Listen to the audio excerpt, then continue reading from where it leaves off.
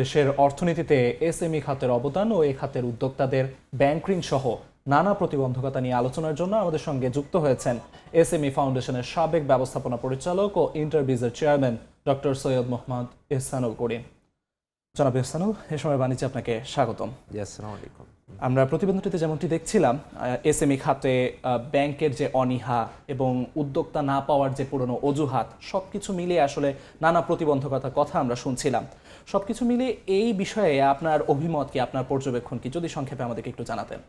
আমি আসলে গতানুগতিকের বাইরে যে আমি প্রথম যে কথাটা বলতে চাই যে আমাদের দৃষ্টিভঙ্গি, আমাদের যারা ব্যাংকাররা আছেন কিংবা আমরা যারা বিভিন্ন সেক্টরে যারা এসএমইকে সহায়তা করে থাকি, বিভিন্ন আমাদের অফিস আছে, তাদের সেই মন মানসিকতাটা যদি পজিটিভ হয়, তাদেরকে কিন্তু গতানুগতিক চাকরি করলে কিন্তু হবে না। আমরা যেটা দেখেছি বিগত সময়ে অনেক অনিয়ম হয়েছে, অনেক ব্যাংক ঋণ খেলাপি হয়েছে। এখান থেকে আমাদের একটা কনফিডেন্স আমাদের লুজ করেছি আমরা, যার ফলে যারা ব্যাংকাররা আছেন কিংবা যারা বিভিন্ন প্রতিষ্ঠান আছে যারা এসএমইকে সাহায্য করবেন, তারা কিন্তু কনফিডেন্সটা লুজ করেছে এবং যার ফলে তারা এত কনজারভেটিভ হয়ে গেছে যে তারা উদ্যোক্তাদেরকে কিন্তু ওইভাবে সাহায্য করার জন্য সাহস পাচ্ছে না। আর অপরদিকে উদ্যোক্তা যারা আছেন তারাও কিন্তু অনেক, আসলে যারা ব্যবসা করেন তারা কিন্তু অনেক রিস্ক নেন, তাদের অনেক রকম চ্যালেঞ্জ নিয়ে কাজ করতে হয়। তারা যদি এরকম পজিটিভলি যদি সেই নীতিমালাটা না আসে, পজিটিভলি যদি দৃষ্টিভঙ্গিটা না আসে, সেও কিন্তু ব্যবসা করতে যে বিপদে পড়ে যায়। আর আমাদের তো এমনি তো অনেকগুলো সমস্যা আছে। আপনি জানেন যে আমাদের যে ব্যাংক ঋণের যে পার্সেন্টেজ, আমাদের যে সুদের হার, একটা ব্যবসা করতে কয় টাকা লাভ করা যায়, সেখানে যদি ডাবল ডিজিট কিংবা একটা উচ্চ হারে আমাকে সুদ দিতে হয় এবং সেটা যদি চক্র বৃদ্ধি হারে বাড়তে থাকে, সেটাও কিন্তু একটা নতুন উদ্যোক্তা কিংবা পুরনো উদ্যোক্তা তাকে কিন্তু অনেক চিন্তিত করে ফেলে। যার ফলে হয় কি, তারা পিছিয়ে আসে। কিন্তু পিছিয়ে আসলে কিন্তু আমাদের সামগ্রিক দেশের যে অবস্থাটা, আমরা যে ব্যাংকার হিসেবে আমাদের যে জাতীয় পর্যায়ে আমাদের একটা কমিটমেন্ট আছে, সেই কমিটমেন্টগুলো তো রাখতে হবে এবং উদ্যোক্তাদেরকে সেই সহায়তা দেওয়ার জন্য, তাদের কনফিডেন্স গ্রো করার জন্য তাদেরকে হেল্প করতে হবে। আপনি যেহেতু এখানে দৃষ্টিভঙ্গির বিষয়টি তুলে আনলেন, এর পেছনে আসলে দায়ী কি? যেমন নতুন যারা উদ্যোক্তা হতে চাচ্ছেন তাদের ঋণ দেওয়ার পেছনে আপনি যেমনটি বললেন, এর আগের বিভিন্ন অপ্রাসঙ্গিক বা বিভিন্ন ধরনের অসামঞ্জস্যপূর্ণ পদক্ষেপ উদ্যোক্তাদের, সবকিছু মিলে আসলে সেগুলোই কি মূল কারণ, নাকি আইনগত কোনো জটিলতা কিংবা দাপ্তরিক কোনো জটিলতার কারণে আসলে আটকে থাকছে ঋণের এই পরিমাণ? না, আসলে আইনগত নীতিমালা কিন্তু ভালো আছে আমাদের, কিন্তু এটা বাস্তবায়নটা আমাদের খুব সমস্যা। একটা নীতিমালা আছে, আপনি ব্যাংকে যে আমি প্র্যাকটিক্যালি অনেক ছোট ছোট লোনকে আমি হ্যান্ডেল করেছি। আমি যখন এসএমইতে ছিলাম কিংবা বিটাকে ছিলাম, তখন অনেক উদ্যোক্তা কিন্তু ফোন করতো। আমরা কিন্তু এসএমই থেকে অনেক উদ্যোক্তাদেরকে সহায়তা দেওয়ার চেষ্টা করেছি। তারা ফোন করতো যে স্যার, আপনি বলেছেন এরকম নারী উদ্যোক্তা হিসেবে আমি পাবো, আমানত ছাড়া পাবো, ব্যাংকে যেহেতু আমাকে কেউ এই ব্যাপারে কথাই বলে না। তখন ম্যানেজারদের সাথে কথা বলেছি। তো আমি বিশেষ প্রায়ই দেখেছি তারা খুব গতানুগতিক লোক, তারা চাকরি করা লোক। তারা চিন্তা করেছে যে এই মেয়েটাকে ঋণ দিব, এই মেয়েটা একটা উদ্যোক্তা হবে, এটা লস টস খেলে আমাদের কি হবে, এইসব মনে করে তারা সম্পূর্ণ নিরাপদ থাকতে চায়। আমি চাকরি করতে আসলে কিন্তু আমাকে কমিটমেন্ট রাখতে হবে, আমাকে রিস্ক নিতে হবে, আপনি নিয়ম আউট অফ দ্য বক্স যেতে হবে।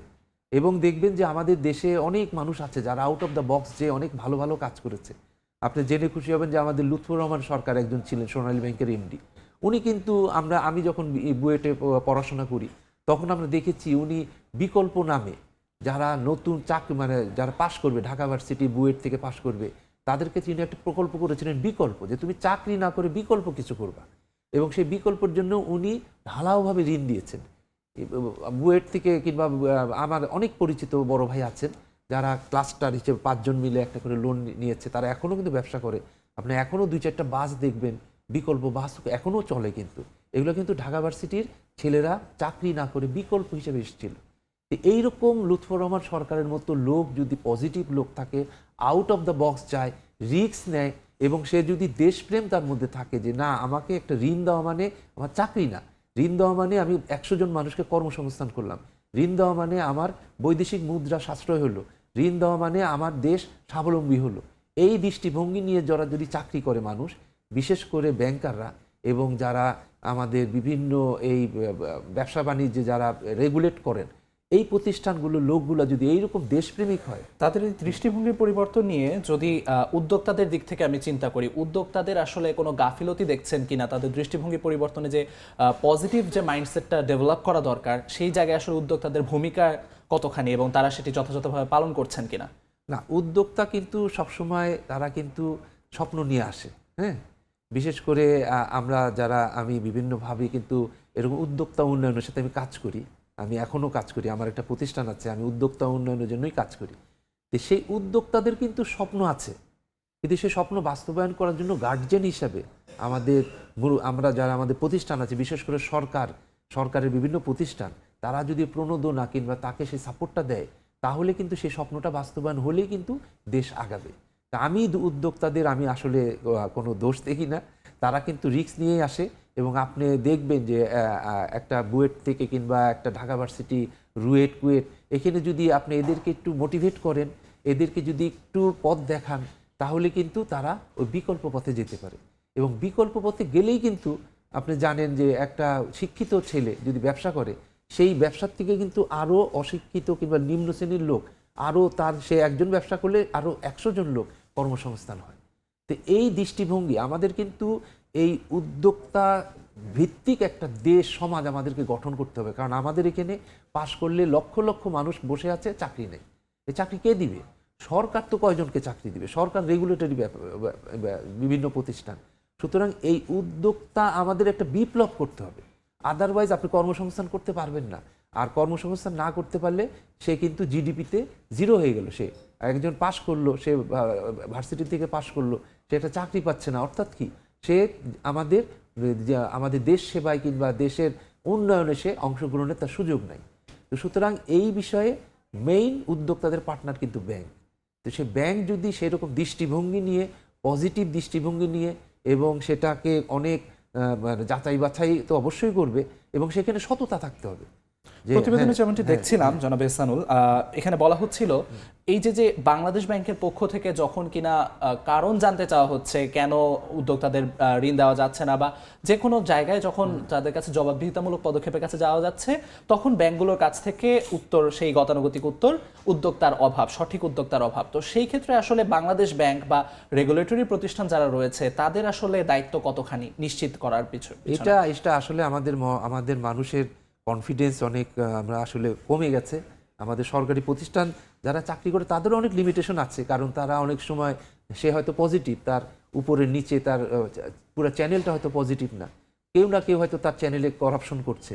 এইসব নিয়ে আপনি দেখবেন যে ছোট ছোট কিংবা মাঝারি গোছের যারা আছে, সরকারি লোক আছে, তারাও কিন্তু বিপদে পড়ে যায়, যারা পজিটিভ, যারা অনেস্ট। তো সুতরাং এইগুলাতে এই সুবিচার কিংবা এই ন্যায় বিচার সুনিশ্চিত করা, এটা একটা ইম্পর্টেন্ট জিনিস। এবং এইখানে যদি ম্যান্ডেটরি কিছু করা দরকার, যে আমাদের ব্যাংকে একদম এখানে ঋণ দিতে হবে এবং এই পর্যন্ত ঋণ দিতে হবে, এবং ইভেন বিশেষ করে আমাদের একাডেমি এবং ইন্ডাস্ট্রি এবং ব্যাংক ইউনিভার্সিটি, এগুলোর মধ্যে কিন্তু আমাদের সেতু বন্ধন করা দরকার। ওই লুৎফর রহমান সরকার যেটা করেছিলেন, উনি ইউনিভার্সিটির সাথে ব্যাংকের সেতু বন্ধন করেছিলেন এবং ইন্ডাস্ট্রির সাথেও করেছিলেন। তো এই জিনিসগুলো করা দরকার। এগুলো সামগ্রিকভাবে এরকম আমাদের যদি পজিটিভ লোক আমাদের উপরে বসানো যায়, তারা যদি ওখানে এই স্বপ্নগুলো দেখেন এবং তারা যদি তাদের সেই ক্ষমতায় জিনিসগুলোকে অনেস্টলি চালু করার জন্য কিংবা পালন করার জন্য যারা অনেস্ট অফিসার আছেন তাদেরকে সাপোর্ট দেন, তাহলে কিন্তু একটা বিপ্লব হবে। ধন্যবাদ জনাব এহসানুল আপনাকে, আপনার মূল্যবান সময় দিয়ে আমাদের সঙ্গে যুক্ত থাকার জন্য। Thank you very much. SME খাতের নানা প্রতিবন্ধকতা নিয়ে কথা বলার জন্য আমাদের সঙ্গে স্টুডিওতে যুক্ত ছিলেন ইন্টারভিউজের চেয়ারম্যান সৈয়দ মোহাম্মদ এহসানুল করিম।